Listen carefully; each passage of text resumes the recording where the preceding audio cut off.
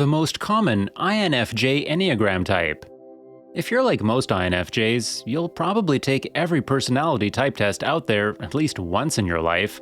Always eager to gain a deeper understanding into their complex makeup, the INFJ can use Enneagram typology in particular to gain the insight they need to differentiate themselves from other INFJs. Yet, lo and behold, most INFJs actually end up with the same Enneagram type, and it's not exactly coincidental. Welcome back, Psycho! Today, we'll be diving into the Enneagram world of the INFJ personality type. But before we get started, have you liked and subscribed to our channel? Go ahead, and be sure to click the notification bell while you're there so that you never miss a video. Alright, let's jump right into it, starting with answering the question. What exactly is Enneagram typology, and what is the most common type among the INFJ personality type?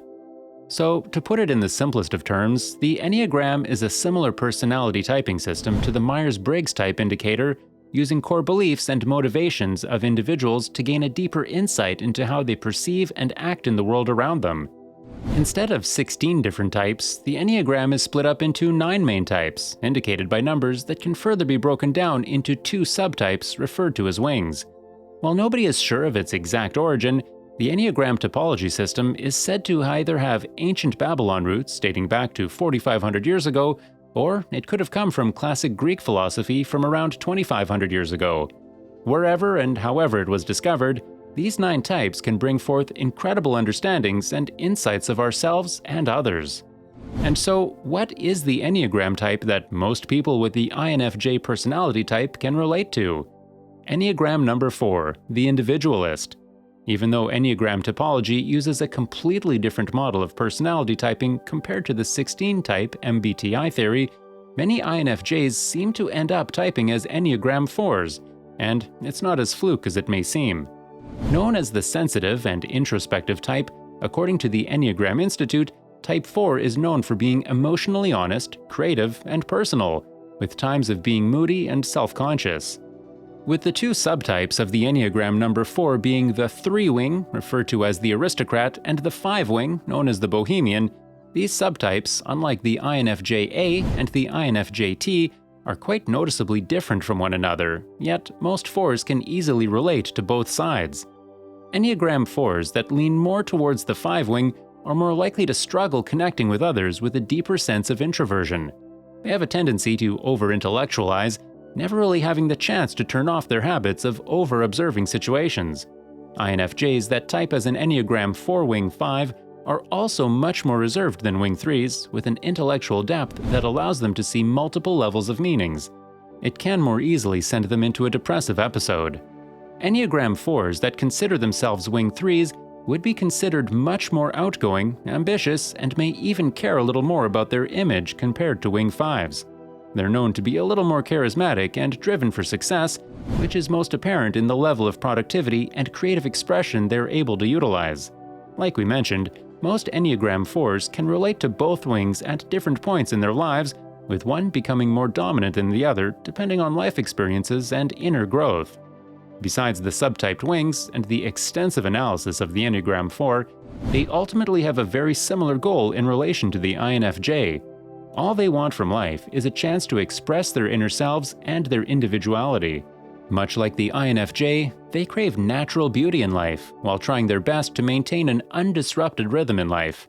However, they also have a tendency to withhold themselves from others due to feeling vulnerable and estranged, leaving them feeling out of place when it comes to ordinary ways of living. Like INFJs, Type 4s fear both failure and an inability to share their unique attributes with their peers. So, they strive to beat to their own drum whenever feels right, with the hopes of giving something truly unique back to the world. The Enneagram Institute said it best when they described the Enneagram 4 with this statement: "While it is true that 4s often feel different from others, they do not really want to be alone. They may feel socially awkward or self-conscious, but they deeply wish to connect with people who understand them and their feelings. The romantics of the Enneagram, they long for someone to come into their lives and appreciate the secret self that they have privately nurtured and hidden from the world. If, over time, such validation remains out of reach, 4s begin to build their identity around how unlike everyone else they are. The outsider, therefore, comforts herself by becoming an insistent individualist. Everything must be done on her own, in her own way, on her own terms. Force majeure becomes, I am myself, nobody understands me.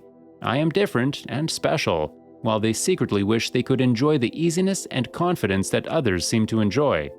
If that isn't the typical story of a misunderstood INFJ, I don't know what is. Now, just because enneatype 4 is the most common amongst INFJs doesn't necessarily mean that all INFJs can relate. In fact, there are a couple other common enneagram types amongst the INFJ population, mostly depending on life experiences and upbringing. Some of the most common types aside from Enneagram 4 are Enneagram Type 2, the helper, Type 5, the investigator, and Type 1, the perfectionist.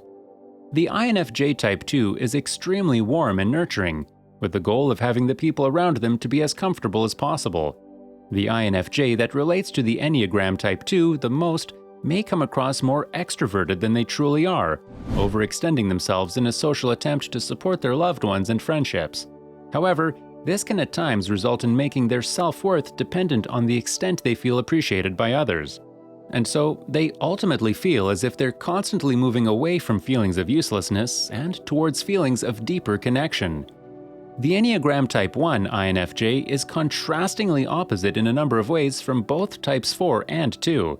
Highly analytical and at times critical about the society we live in, the INFJ Type 1 is on a continual hunt for new opportunities for improvement.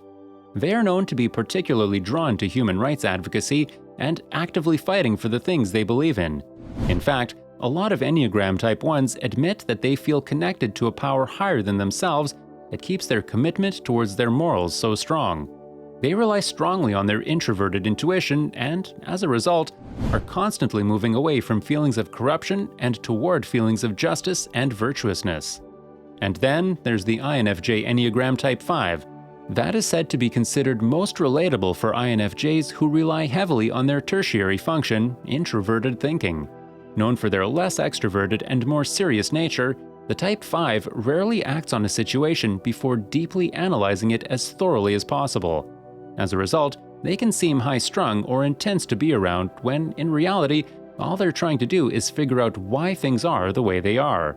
In fact, because they don't accept certain opinions and doctrines for face value, these INFJs have a strong need to test the truth of most assumptions for themselves, making it seem like they may be dismissive or challenging others. Well, psychos, that's it for today. So, are you an INFJ who also typed as an Enneagram 4?